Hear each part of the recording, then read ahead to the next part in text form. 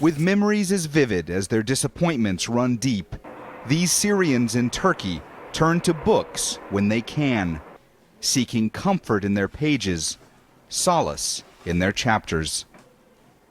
An escape, albeit a brief one, from the reality of a looming and horrific milestone. 5 years of a war that brought with it the kind of unmitigated misery no one here could have foreseen. At the beginning, though, the Arab Spring had spread hope. But what happened in Tunis and Egypt later, and this is push all the area to go to the street. They give us the courage to do this. Syrian artist Samir al-Qadri opened Page's bookstore and cafe as a refuge for fellow citizens tired of conflict and thirsting for culture. Al-Qadri, who fled Damascus, remembers very well how things spiraled out of control.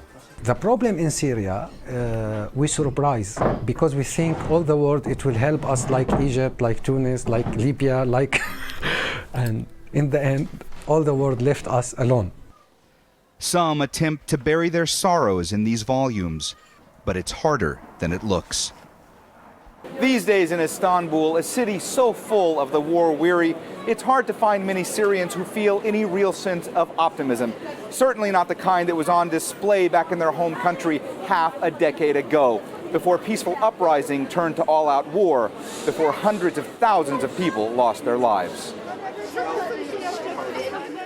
In another part of town, refugees whose lives were shattered by conflict tried valiantly to put some of the pieces back together. With the help of the small project's Istanbul NGO, these women, many of whom are too afraid to show their faces, are learning skills to help them survive.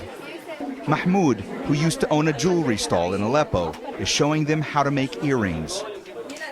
He'll never forget the beginning, when for his fellow countrymen and women, resistance yielded far more beauty than heartache. It felt like we started to raise our voices.